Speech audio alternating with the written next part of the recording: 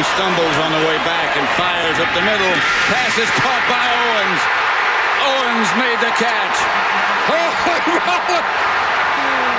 Now, back to Willard and Dibs on 95.7 The Game. Hey, it just got more interesting up in here. You think? It just got a little bit more interesting up in here, didn't it? It went from just me and you to me and you and, I don't know, one of the greatest in the history of the National Football League. And just to hear that call coming back from Pat Summerall, I got some goosebumps, not only being next to T.O. Always do. But hearing the calls, too. My goodness, it's T.O., Mark. What's up, T.O.? T.O. Oh, y'all talking about me? That's me? Yeah, I'm sorry. Oh, I'm T.O. Yeah. Oh, hey, guys. Yeah. What's up? And we'll get to your pickleball greatness in a minute, but, man, football and heading into the playoffs and T.O. in the building, this is pretty cool. It's an honor to have you here, man.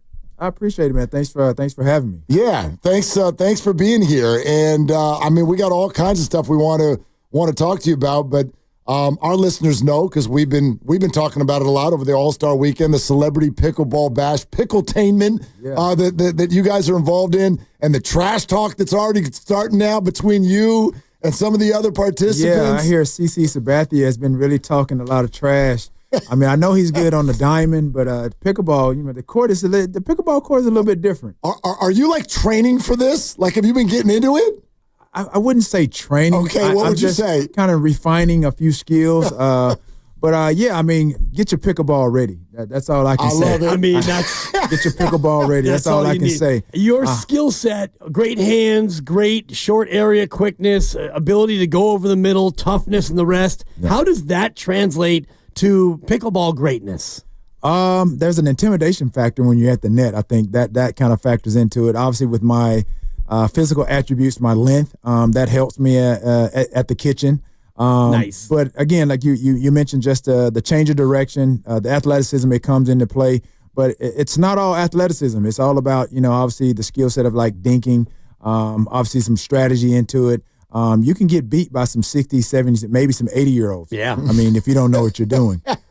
You're laughing. No, I know. I know. No, I played I'm not some 60, 70-year-olds, but I played in a tournament in Puerto Rico. I got paired with a guy. The guy's name is Ben Patton. I'm probably about to call him out. I thought he was really good because he was like, I know this is charity, but he's like, I like to win. He's like, you like to win? I'm like, yeah. I'm like, I'm, and I just started to learn like maybe a couple of months ago.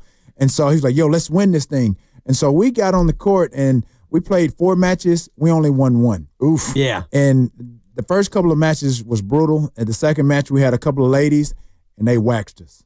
And I was hot. Low-key, I was very, very hot. I'm mad. Yeah. And so I left Puerto Rico, and I'm like, this is not happening again. So I've been taking a few lessons here and there, but I've definitely gotten addicted to pickleball.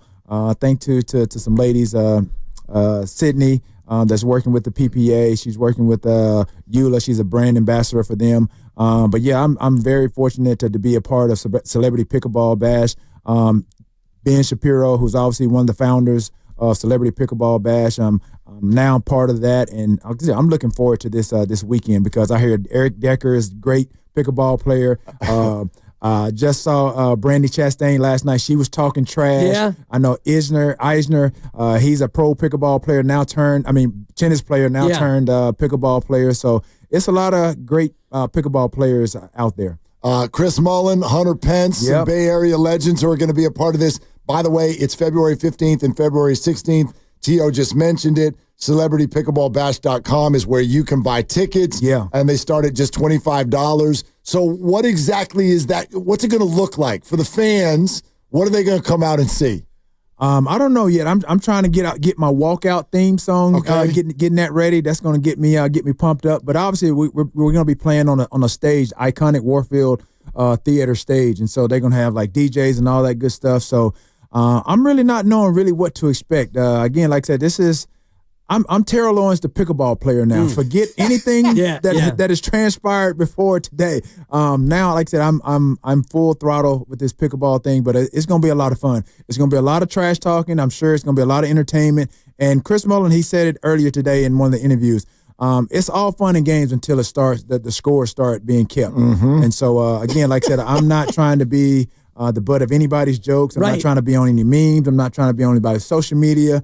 I'm playing to win. That's number one. I'm going to have a little fun, but I'm playing to win. Any thoughts about the walk-up song, and will you come out with the gold jacket? Because, I mean, you gave me an idea. You got Hall of Famers. You got Mullen and Brandy Chastain's one of the greatest of all time. I mean, no one can flex like T.O. I could see you coming out in like a half shirt with the 10-pack flying with the gold jacket. Oh yeah, trust me. I'm trying to bring this pickleball to life around the country. So this is going to be our first event, All-Star Weekend, and I think after that we're going to be going to San Antonio for Final Four and stuff like that. So again, like I said, I'm not just doing this just as a celebrity face or what have you. I'm trying to become pro with this. Love it. So I want to be able to compete with some of the likes of like Sam Querrey and Eisner and all these guys. And again, you got Ben Johns I met about a month and a half ago. Obviously, he's one of the best pickleball players, if not the best in the world.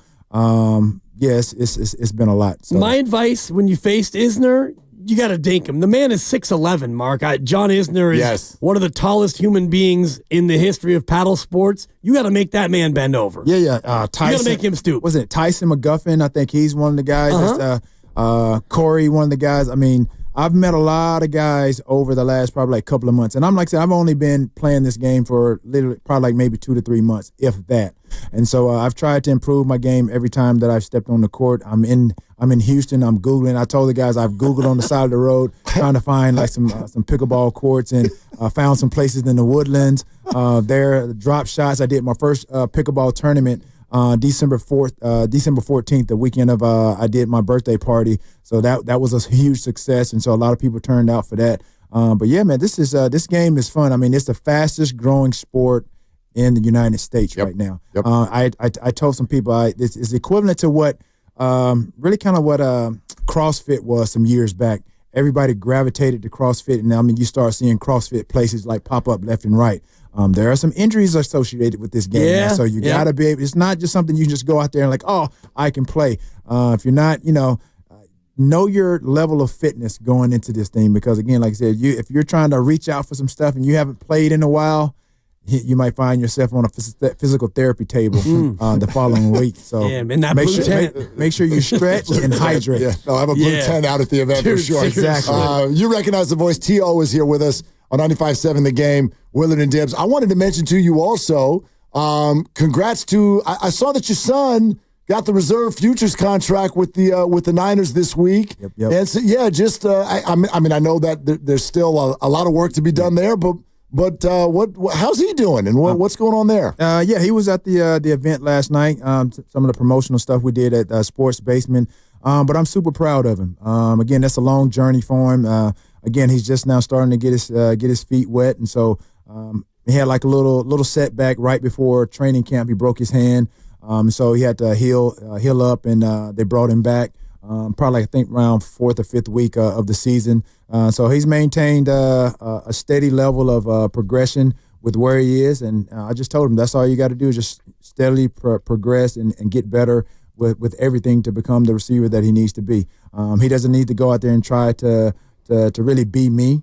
Just live up to that Owens name, and I think he has the ability to do that. There's been a lot of talk, I'm sure this is no surprise to you, about the 49er receiver room as a whole this year. We'd love to talk to you about it and get your response to what you've seen out there from the Aiyuk injury to what seemed like certainly a disappointing year for Debo.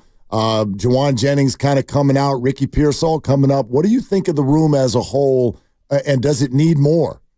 I think when you look at injuries, that's been really kind of the situation with the entire season. It's hard to kind of duplicate, the season before, especially the last couple of years. They've been knocking at the door of, winning the Super Bowl or getting to the Super Bowl. And it's hard to do that when you have a lot of key players out. And you think about CMC, and think about obviously Brandon Aiyuk. He had the contract situation, and then he gets into comes in right before the season, probably not in the best shape. And then obviously the unfortunate injury, the ACL injury.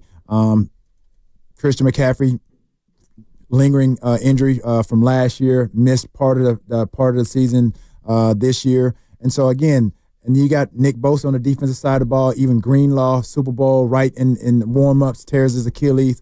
But again, it's hard to come back from a lot of injuries. And if you don't have the caliber of players to really really duplicate what they've done, then it's hard to kind of rebuild and restructure and things of that nature. But they have, I think, the necessary pieces. They just got to have everybody healthy. I think everybody's been, critical of the play of Brock Purdy. He's not, been the consistent, quarterback that they want him to be. But I think if you surround him, and as I think everybody has seen that with the type of players that he needs to make plays for him, he's not one of those guys that's going to just go out and will you to a win. He has the ability to make all the throws, make those gutsy plays when he has to, if he has to run the ball. But if you surround this guy with superior talent, what he can do. They've gotten to the Super Bowl with him, and I think next year, going into next year, if they can, kind of refine some of those pieces that they kind of lacked this year, especially in the receiving room, as you were speaking of specifically. And I think with Debo, I talked to Debo during the course of the season. I think he knows he has to play better. I think Kyle Shanahan knows that. Obviously, with a talent like Debo, you have to put those guys in positions to succeed and win. He's not, a traditional every down back. He could be, but he's not an every down traditional receiver either. So you have to have a guy with special skill set like that. Debo can return kicks. Obviously, he can get back there in the backfield. You have to put those guys in special situations to in order to help you win ball games. So, but I'm not going to defend Debo, but he knows, like, if you're going to want the ball, you got to go out there and make those plays. You can't be going out there dropping the ball, letting the ball go through your hands, things like that. And then you get in the media and saying that you're not being utilized enough. Did you talk to him after? There was a little exchange the last time you came on this station and said that he was more interested in his outfits. Oh, yeah, I talked to him. And then he hit you on social. Was your conversation after that? Yeah, okay. It was. And how'd it go? No, that was cool. Okay. He just texted me, and then, like I said, we laughed about it. But I've known Debo, and we've talked, prior to that. And so, again, I said it tongue in cheek. Like I said, it's not anything I'm sure that wasn't the worst thing that has been said on social media. So obviously, it pales in comparison to what some of the things that were being shown and said about him on social media. He just needs to kind of tighten up his wardrobe a little bit, make it a little bit more manly. You know what I mean? He knows that. But we had a laugh about it, but it wasn't anything bitter. It wasn't any harsh exchange of words. We talked about it and we left it at that. And that's what men do. We pick up the phone and we talk about things and we keep it moving. Just hash it out, exactly. Yeah. But it wasn't even, like I said. No, nothing to even hash out, right? But it was funny. I mean, he has to know. He doesn't really know me personally.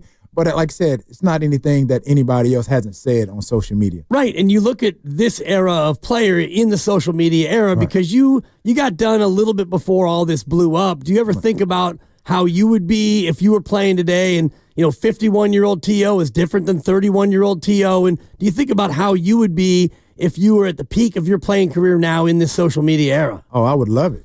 I'd be eating it up. I would be eating it up. I mean, you got to find ways to have fun with it. And then just understand, just what entertainment is, the fan engagement, know who you are, be secure in who you are and things of that nature.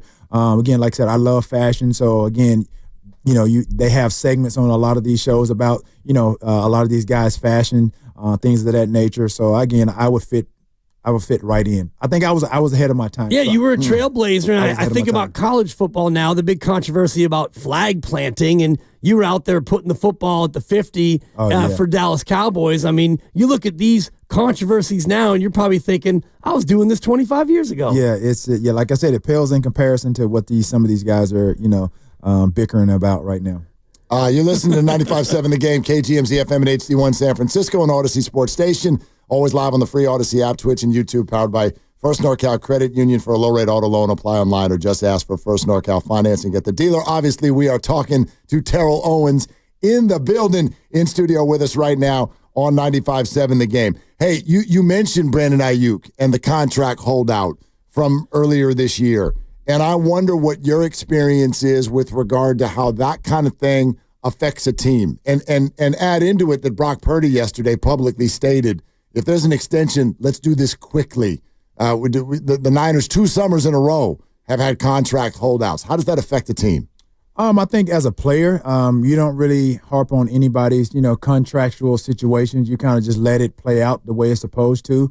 And again, like I said, this game, I mean, it's NFL is unlike NBA. It's unlike MLB where their contracts are guaranteed. So Guys are really trying to maximize the most money that they can with their signing bonuses, and then whatever is on the back end or whatever you let the agents do that. But it shouldn't affect the way that you play, because at the end of the day, the guys that may have something to say, they're going to be in that same situation at some point or another. You're going to have a situation where you may have to renegotiate your contract, and you don't know. It may happen in 2 weeks, it may happen in a month, or whatever the case may be. However long it takes. I think it's unfortunate that it had to drag out as long as it did, and I think it made no sense, because I don't think what he was wanting and however long he waited out, I don't think it made much of a difference. So they should have just settled it from the very beginning, only to get to that point of like, okay, the numbers are pretty much the same.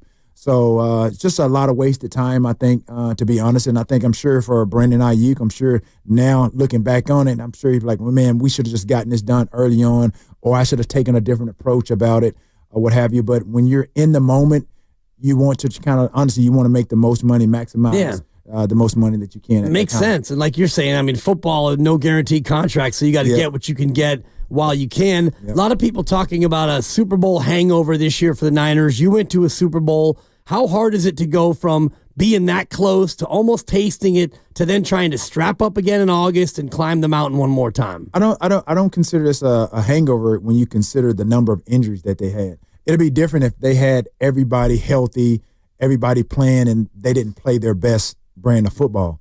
Like I said, it's hard when you have, your best running back who comes, like I said, he, lingering from an Achilles injury last year, and then the first probably, 6 or 7 game he misses, and then he comes back a week or two later, and he's right back out. So I don't think that's the definition of a hangover, so to speak. When you look at the injuries that they've sustained, obviously, like look at the receiver situation, obviously Brandon Aiyuk, and then who benefited from the injuries is Juwan Jennings.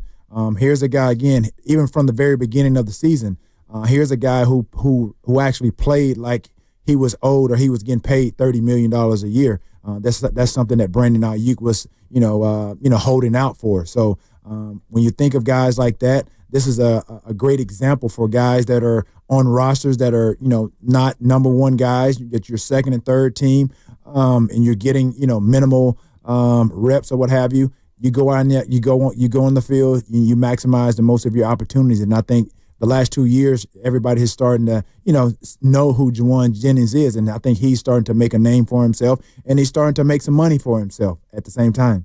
Some 49er greats have weighed in on Kyle Shanahan this year. Jerry Rice and Steve Young both said that he kind of needs to reinvent himself. Do you agree with that? I to a degree. I don't know Kyle Shanahan like that. But I will say, honestly, when we were speaking on the Debo situation, like I said, I talked to Debo, and when we talked, he said, he and Shanahan had great communication, great relationship where he could go in there and talk about, okay, well, how can I get and be more involved? I think sometimes you have to go away from what you've done and try to evolve with what you have talent-wise in that locker room. Again, like I said, Debo isn't your traditional, I think, WR1. Could he be that with a good summer of just nothing but route running, specializing on that? Absolutely. But he's such a unique talent that he can do a little bit of everything. He's somewhat of an X factor. He's not like, an every down back like CMC. CMC can do a little bit of everything as well, but you're not going to see CMC going out and playing wide receiver. Debo can do a little bit of everything. He has to be a little bit more creative, I think, with his players and expand the playbook a little bit. I think that's what Steve and Jerry may be touching on. And as part of that, letting Brock, get back there and cook a little bit, because Mark and I talk a lot about what the Niners do, and you use the fullback a bunch, and so you don't have a lot of 3 receiver sets. Would you like to see Shanahan open it up a little bit more to where you get some 4 receiver sets and you get him back there and just cutting it loose a little bit more? Absolutely. When you have some dynamic receivers, especially like 3 and 4 receivers, when I played, we had myself, J.J. Stokes. We had obviously some good tight ends. We had 4 and 5 wide packages or what have you. When you have some dynamic receivers and obviously some running backs that can obviously catch the ball out of the backfield, it was that way when I went to Philly.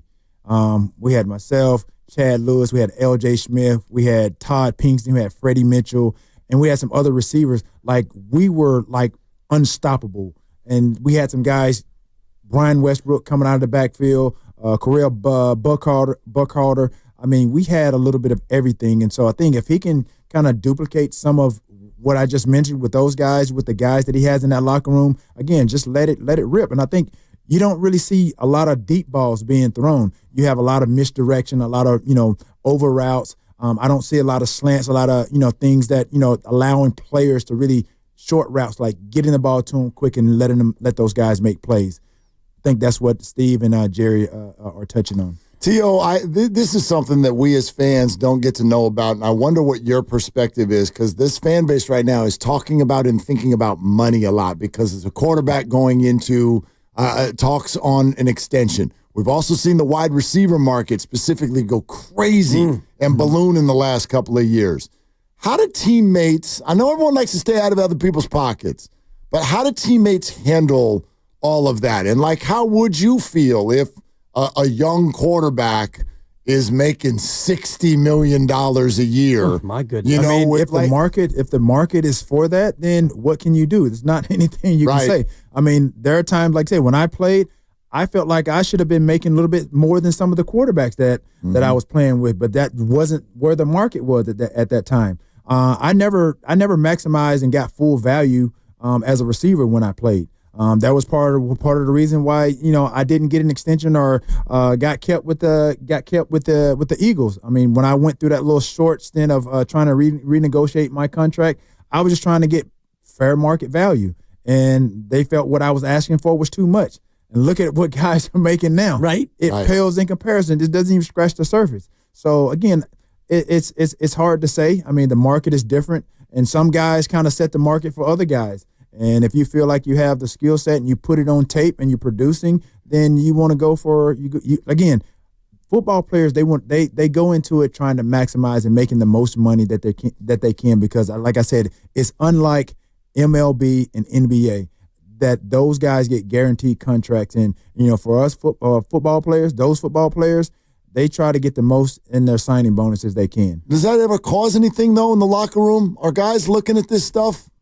I mean, does that ever cause any hurt feelings, jealousy? No, I mean, why would it? I mean, if you're playing the position, where the market is set, where they're making a lot of money, I mean, the only thing you can do is change positions. Other than that, you just do what you do. Yeah, keep your head down and try to play football. But exactly. Do you now, looking back, because you've been out of the league, I mean, a little bit of a stretch. 14 years you've been out. And we always joke that you could probably still get out there and do it maybe for a series or maybe a little bit more. But do you look at some of these players and think, man, I wish I was 25 years old right now making what some of these guys are making. It'd be stupid, bro. Right? Honestly, it would be stupid. At the height of my career, the market would be stupid for what we were doing at that time and considering what these guys, they're doing, but they're really not doing.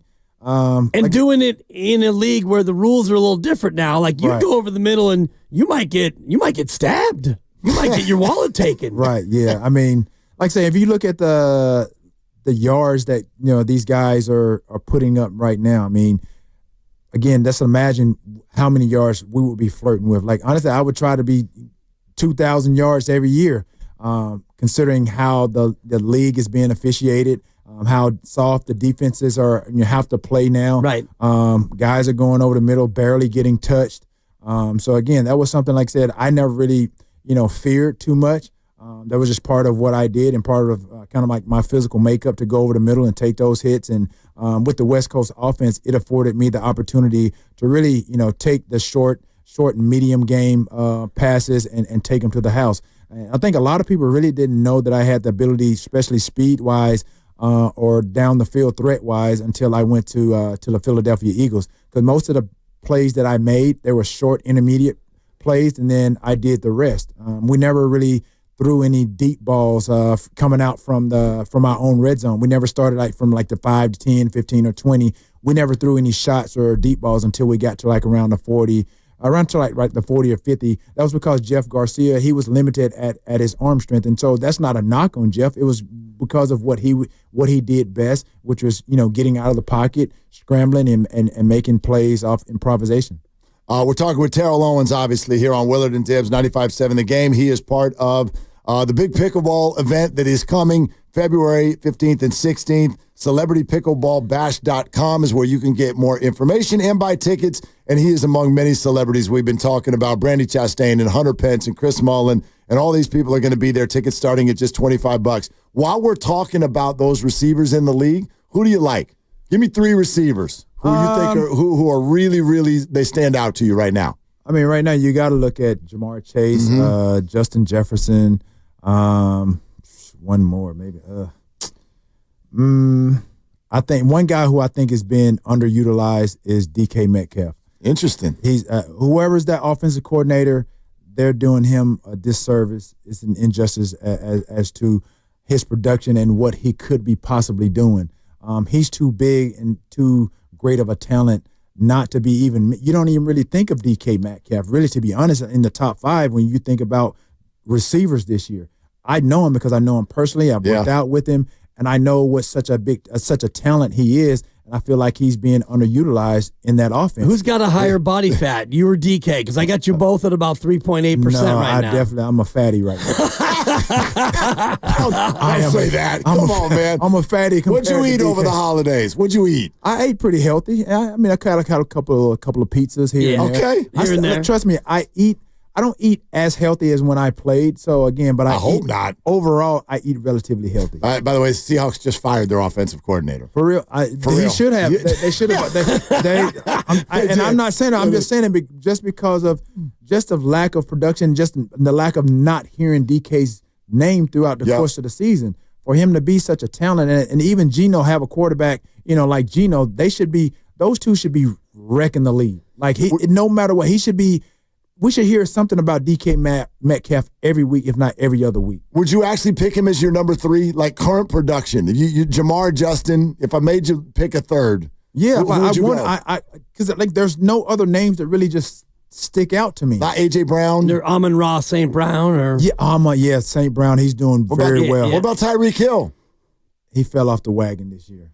And how did his comments this weekend grab you? Did you see him where he's like, first of all, he wouldn't go in the game, and then that's terrible. I mean, and he said, "I'm out." Yeah, to say you're a competitor, and then you look back and you say, and to find out that you didn't go in the game, for what reason? Not like a non-injury related type of situation, but you're a competitor.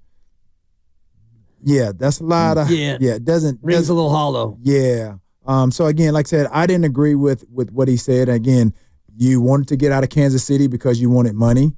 You could have taken less to stay in Kansas City to win, which is why you're upset because of this year because you're not winning. So what is it? You can't have your cake and eat it too. So, I mean, he made that bed. He has to lie in it. How does a healthy Brandon Aiyuk stack up with those names? Because that's the conversation we're having in the summer. I don't know. I've never really seen him as a number 1 receiver, to be quite honest. I think he was a beneficiary to some of the things that were happening last year. Obviously, Debo was, when he put up those big numbers, I think everybody was double teaming Debo. They was looking at, CMC. So he was a secondary receiver that put up a lot of numbers that warranted, big dollars. But are you that guy? Are you that dog? Not everybody fits in that mold. You can have number 1 WR1 numbers, but that doesn't mean you're going to produce like a WR1. I think I give 2 examples that I've seen. Back when I played, you had Eric Mose and Peerless Price. Peerless Price put up huge numbers due to the fact that everybody was double teaming, paying a lot of attention to Eric Mose. Atlanta Falcons paid him a lot of money to go to be that number 1. We haven't seen Peerless Price since. And that's not a knock on him, but I'm just saying everybody's not built to be that number 1 receiver. And just because you want to get paid like one, you have to produce like one as well. The other one is AB and Juju Schuster. Juju produced number 1 numbers because of AB. He wanted to get big dollars. He got paid. We're still looking for Juju. Yeah. I'm just saying, that's just how it is. Alvin Harper. Back in the day when he was next to Michael Irvin, don't you think that was pretty similar? Yeah, in a sense. I don't know if he was griping about, No, but he took a free agent contract to go be number 1, and we never really heard from him again. Right, exactly. Again, it takes it's a different animal, a different mindset to be a number 1 receiver. Just because you get paid like one, you got to actually produce and be that guy. You know what I mean? You can't just go missing. And so you subject yourself to a lot of criticism when you go be a number one and then you're not producing. You saw Juju Schuster. He wanted all that wanted money. He had other theatrics. He was doing other things, TikTok, going to the guys, middle of the field, doing a lot of social media stuff, which was, he was prioritizing that instead of prioritizing what he was supposed to be doing on the football field. One wide receiver that we saw hit a milestone this weekend was Mike Evans down in Tampa. 11 straight years getting 1,000, and he gets it in a spot where the defense was kind of laying back. What did you make of the streak continuing, and just what do you make of him as one of the great receivers? No, I'm proud of him. He's very underrated. He reminds me of a Larry Fitzgerald. Just quiet, goes about his job, gets it done. Obviously, he's a Super Bowl champion. Again, this guy that, again, like I said, obviously he's going to be a Hall of Famer one day. Obviously have a streak of 11 1,000-yard seasons in a row. That's incredible, because I know what it takes to really to be in that position and put your body through the work, the mental capacity that you have to have week in and week out, and obviously for him to even really just go through a lot of the hamstring injuries that he's had over the last few years. That has to be weighing on him. So I'm proud of him, and such a classy move by the organization to get those 5 yards or what have you, to get him past the 1,000 mark, and then just an incentive of $3 million. That's huge. $3 million. That's huge. It's a big catch. Yeah, it's a big catch at the end of the day. That just shows you that the ownership, they're very, very classy. Obviously, they knew about it. They knew the streak. They knew what he needed to get that. Unlike an owner who's the GM that said that he didn't know Cooper Rush needed X amount of percentage plays. When you're the GM and negotiate contracts, how can you not know? But oh well. Yeah, I don't know what team that is. I'll have to Google it to you. I can't quite again, think that's of it. why they're having the lack of success that they are, because of obviously doing too much. T.O., there's Deion, there's Deshaun Jackson, there's Michael Vick, there's others, a lot of ex-players getting into coaching. Has Chattanooga called you yet? No, I don't think. No, I don't know if Chattanooga. I don't know if I'm in the running for any coaching jobs anytime soon. Does that interest you? I just like helping out, man. Deion brought me into to Colorado last year to speak to the team, and I spoke to the team. Like I said, obviously helped out with some of the receivers there. One of the guys, he wanted me to kind of groom and try to get him to where he needed to be. And so, again, like I said, I go there from time to time. Like I said, he said I had an open door there to come in whenever. So I just go. I support him. I like everything that he's doing. I'm proud of him, his kids. I'm proud of, everybody. I'm just super duper proud of what he's doing. Obviously not for just the culture, but representing himself in a manner to really just bring just a different brand of football that really kind of is unheard of and not seen before. Yeah. He's doing it his way, and people may not like it, but it's all about, producing like good young men, not just on the football field, but off the football field as well. Outside of pickleball, which we know is a passion, if not an addiction, your words and being a father. It's becoming an addiction. I ain't tell no lie. Believe me, I've pickled a little bit. It's hard to get off the court. It's so fun. But what else do you spend your time doing? What else do you get into as 51 TO, still young and fit and active? And I know your daughter's playing volleyball in college. And she's the superstar. I follow you on the gram, so I keep up with all the Owens family stuff. But what else do you got going on? Man, I'm just working on my clothing line, Prototype 81. So I collabed with the Celebrity Pickleball Bash. So we created some merch, some apparel for the pickleball. So obviously, when you come here and you see it in February, you'll see what the collab that I did with the Celebrity Pickleball Bash. Ben has on actually an actual hat from that's going to be available. We have some skirts, tennis pickleball skirts for the women. Some shirts, some cool pickleball shorts for the men. So I'm just trying to get into the pickleball, like the manufacturing, the clothing side of it. So see where I can go with that. But again, like I said, I have a skincare line. Obviously, that's why I'm looking so nice and bright. You see my skin? Yeah. Flawless, really flawless. You do not look 51. Yeah, you do not look 51. I'll say that. I will give it part of it. Ben and I, we just dipped into this spa. We went to Alchemy, this spa right before here. Fancy. Man, it was super nice, man. The sauna, then we did the cold plunge. But I put my serum on my serum. Yeah, I was about to ask you about that. Yeah, go to Me Skincare by T.O. on Instagram, and you can go to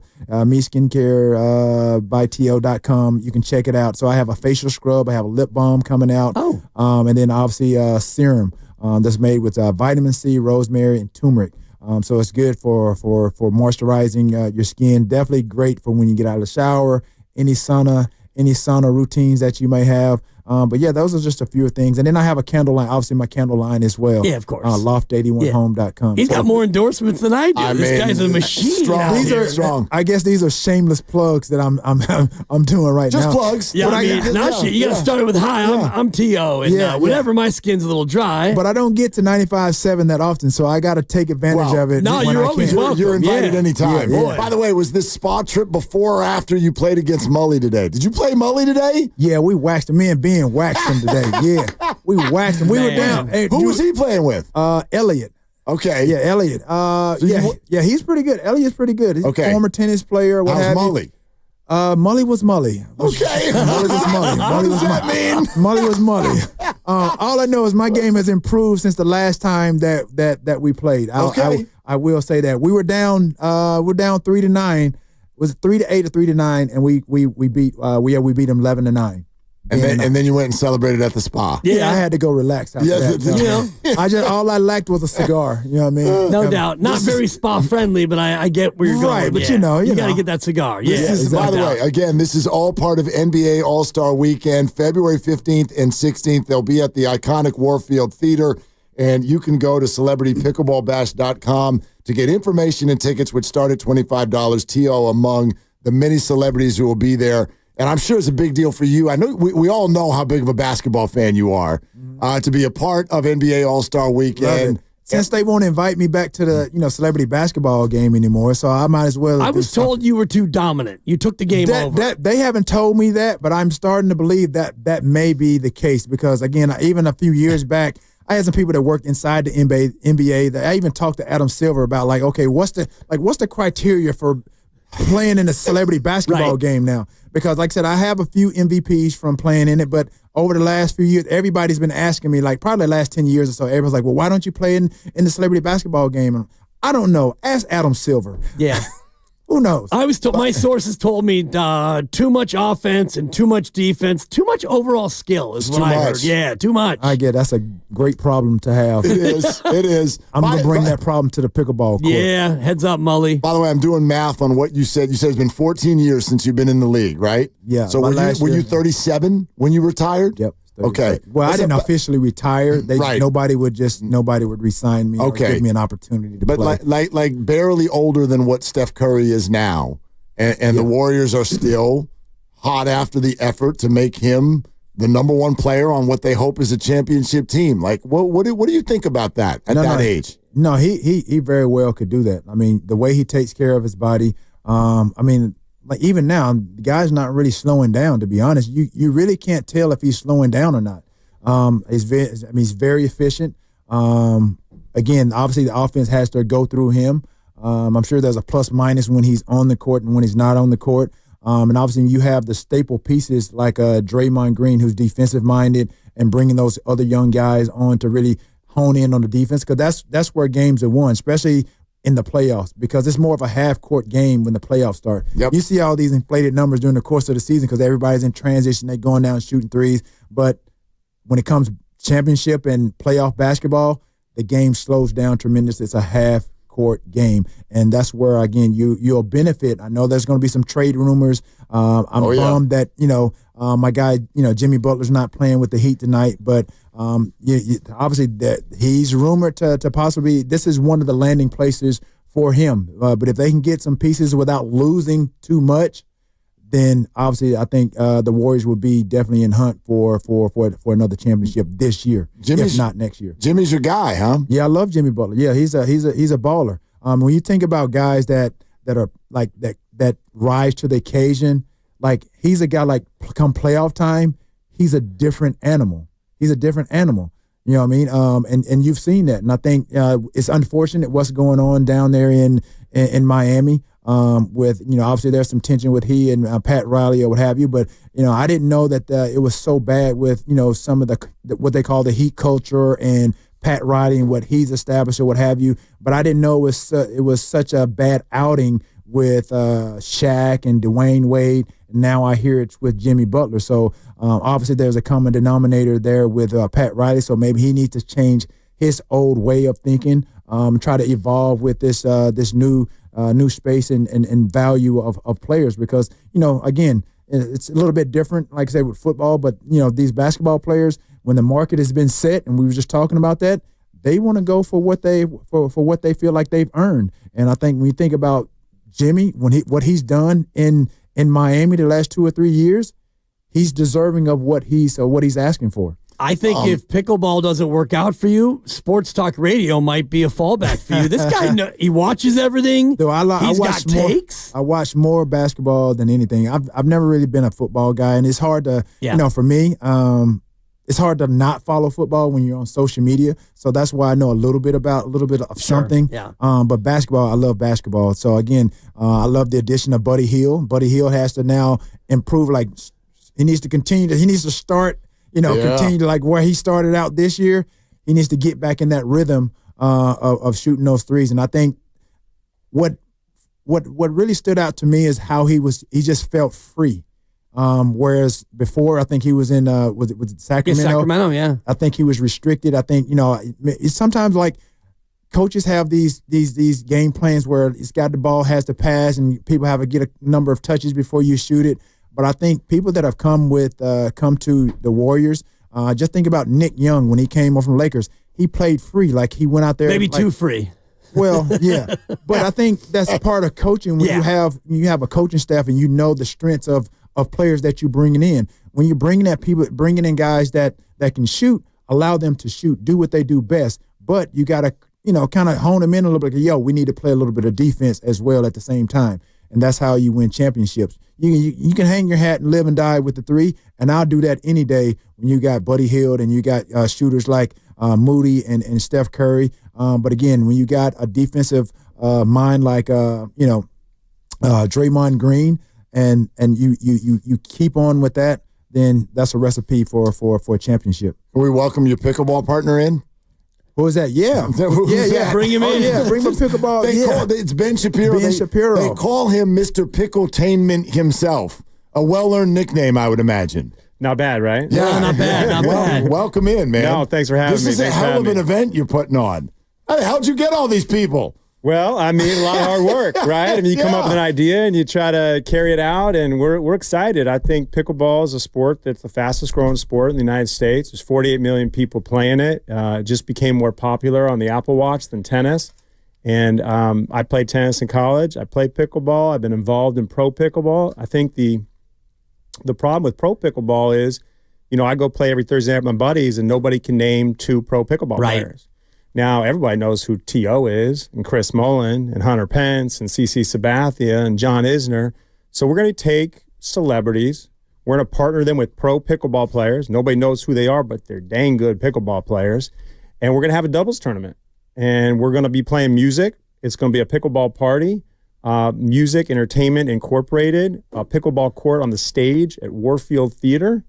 And it's going to happen Saturday, February 15th, Sunday, February 16th, 1 to 4 p.m. So it's not going to interfere with the dunk contest that happens over at Chase Center on Saturday night and the All-Star game on Sunday night. And it's going to be a heck of a pickleball party. It's incredible. And I played tennis in college as well. And so I have gravitated to pickleball. You get older and the tennis court seems so big. Yeah. It's so hard to play tennis. But pickleball, and T.O. touched on it, pickleball is fascinating because you can be a pro athlete like T.O., and you can be bested by a couple of 65-year-old grandmas because they happen to have the dink and they got the touch, and maybe it's an Ernie around the post or whatever it is. So I think it's fascinating that you've got these pro athletes like T.O. who is so into the game. Like, I'm hearing the passion from you, T.O., that reminds me of when you were playing football 15 years ago. Oh, trust me, I'm not about to be a laughingstock and be like, because I hear some of the conversations,